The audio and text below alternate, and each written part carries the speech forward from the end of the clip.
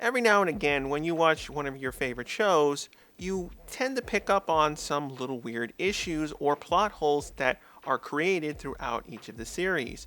And Power Rangers does have a lot of these through each of its seasons. The Green Ranger power is never checked. Now, I have talked in the past about Tommy and how the Rangers pretty much accepted him, and I understand Rita took control of Tommy's mind. There's another problem I had is his Green Ranger powers. These powers were created by Rita. Yeah, you can trust Tommy, but that doesn't mean you can trust his Green Ranger powers. What if she can simply remotely control the Green Ranger powers and force him to do things, or force his powers to turn off whenever they feel like it? So it was always foolish of them to even trust the Green Ranger powers when she was the one who created them. Super Samurai movie spoilers. Between Samurai and Super Samurai, they decided to air a movie which combined two of the feature films that Shinkenger had made. Now, these two films were made at two different points of the show. The beginning half of the movie is based off the first Shinkenger film, and the second half of it is based off the Go-Onger Shinkenger team-up special. This caused a lot of problems where this movie should have aired during Super Samurai and not between the two seasons. It introduces us to the replacement villain Zord. It shows us Light Zord before it was revealed, and several other power-ups, including the Super Samurai power-up that the whole season was about. Yelling, it's morphin' time. Now, for Power Rangers, one of its key elements is them always protecting their secret identity. So they go out of their way to either go into a corner hallway. Whenever Zordon calls them on their communicator, they try to make absolutely sure that no one sees them or hears them. But when they're ready to morph, they yell out, "It's morphin' time," in the hallway where everyone can hear them. Incisorator was forgotten. Now, for the most part, whenever Power Rangers introduces us to a new monster, they deal with it, they blow it up at the end of the episode, and that story is done and over with. However, in some cases, they do create monsters and totally forget that they exist, and they just simply disappear and are never dealt with again. In one instance this happened was with Incisorator, that happened during Changing of the Zords in Part 2. His main objective was to distract the other 5 Rangers in order for Zed and Rita to capture Kimberly. The reason why this happened out of universe is because Incinerator's costume was a kit bash of multiple costumes. So there was no Sentai footage. So they create this monster, they act as a distraction, and he simply teleports away, and they completely never use him again until a later episode where he's only used as a background piece. And they simply switch over to a Japanese monster that they could use in the later parts of the footage. Drillmaster is real. Another similar thing happened with Drillmaster in Zeo. In O-Ranger, Green Ranger was hardly ever used. He really didn't have any of his own focus episodes, but Adam got a lot of episodes. But because they didn't have anything to really do with his character, they created this original episode around Adam falling asleep, and they did end up using some footage from O-Ranger where they called the monster Drillmaster. Now, there's no problem with this. Power Rangers in many occasions has used stock footage from Sentai where they usually couldn't use the footage for some various reason, and they repurposed it into a story they could do. Except the problem is, this dream sequence was all in Adam's head. So he created the monster himself. 10 or 15 episodes later, when we get introduced to the Super Zeo Zords, Drillmaster appears in real life and they're fighting him. That's because in the original O-Ranger episode, this monster did exist and it was part of an earlier plot. He got blown up. O-Ranger decided to bring back several old monsters during this Super Zeo Zord footage, so that's the reason why the monster appears in the real world. Zordon and Alpha go home. Another thing that always annoyed me was Zordon Alpha wanting to go home in Turbo at the start of it. It never really made any sense. Zordon has been trapped in the Time Warp for thousands of years. Alpha, of course, stayed at his side, and they simply sat on Earth waiting until the time they were needed to deal with Rita if she ever returned. And they never really cared to go home. Now, mind you, there's nothing stopping them from communicating with home. Now, fans try to justify this, it's because they're trying to get prepared to what's going to happen in space with Dark Spectre, but at the same time, I'm asking myself, if they're going to do that, why didn't they just tell the Rangers the truth? This information is very important, and the Rangers should know what's going on, and not simply saying, I just want to go home. Out of universe, they wanted to simply replace, Zordon Alpha. They've been on the show for 5 years. It just doesn't make any sense with the context of the show.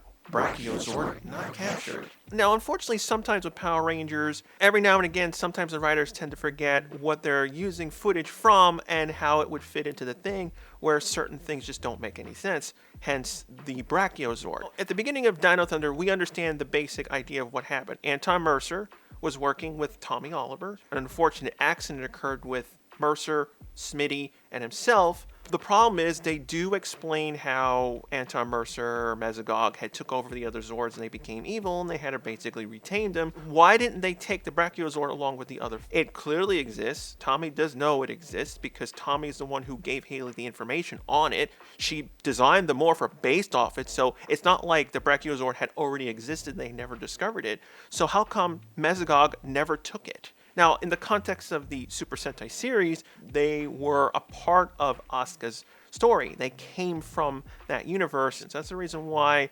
Brachio in Abba Ranger didn't get captured. Unfortunately, with Dino Thunder, they didn't anticipate and work along with the Brachiozord. It just simply appears, and for some reason, Mesogog never took it over. Sarah should be a trillionaire.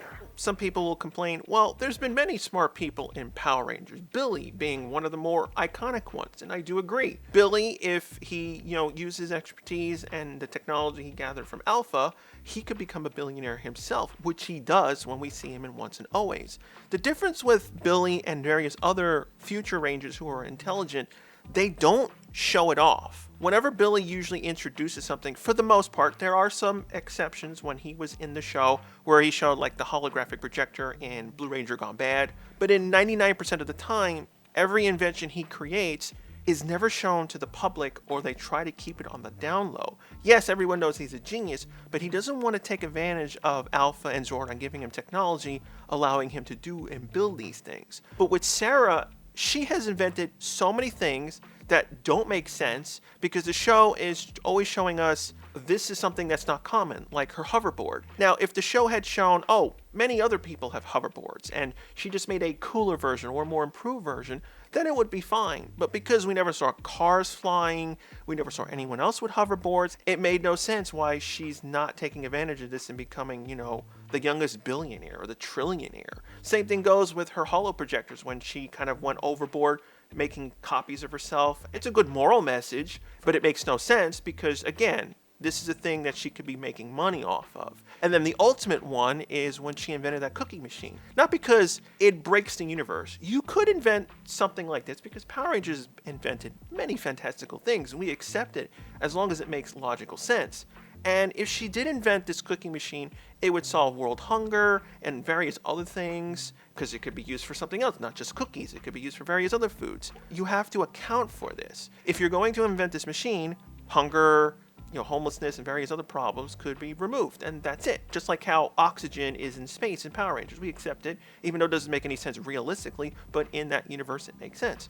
So at this point of when Sarah created this device, I would have no problem that she ended homelessness, as long as Power Rangers acknowledges moving forward. You can't do this because then again, Sarah would be a billionaire, a trillionaire. But the show ignores this. It doesn't make any sense. All Morphers DNA locked. This never made sense either within Time Force and Time Ranger. I was okay with the whole DNA lock thing because it makes sense. When you're a Power Ranger, there should be safety protocols built into the Morpher so that it can't fall into the wrong hands. When Alex died, there was no one able to use his Morpher because he's dead and it's locked to his DNA. So it makes sense that if they found an ancestor of Alex, he'd be able to use it. That's fine. Why were the other Morphers locked? You're telling me your leader locks out the other Ranger's abilities just because he dies? So what happens if someone dies in the field? Everyone gets locked out of their powers? It should have been solely about West becoming the new Red Ranger while the other Rangers were active, but they needed his help. Many Power Ranger stories, you need all 5 of them in order to become the full team wherever they can fight the bad guys. It made no sense that his death locked the other powers. Villains never tell. And one of my biggest things that I never liked, the majority of the seasons are always trying to protect their secret identities. But 9 out of 10 times, the villains know who they are. If your whole goal is to destroy or disrupt the Rangers in any way possible and you don't care how evil you are, why didn't Rita or Goldar or anyone ever simply teleport down to Earth and simply say, you guys want to know who the Rangers are? it's Jason Lee Scott, it's Kimberly Hart, destroy their lives going through there. And this is in the areas where I wish more of the seasons made it so that the villains didn't know who the Rangers were at the same time. Because, yeah, you can protect your family by keeping your secret identity, but you also have to do that to the main villains. Like in most Marvel and DC shows. No one knows who Batman is, no one knows who Spider-Man is, so there's no way to actually expose them. But in Power Rangers, especially the early seasons, Reed is able to spy on everyone. Thanks again for watching. If you have a comment or topic you'd like me to cover, leave a comment down below, and I may use it.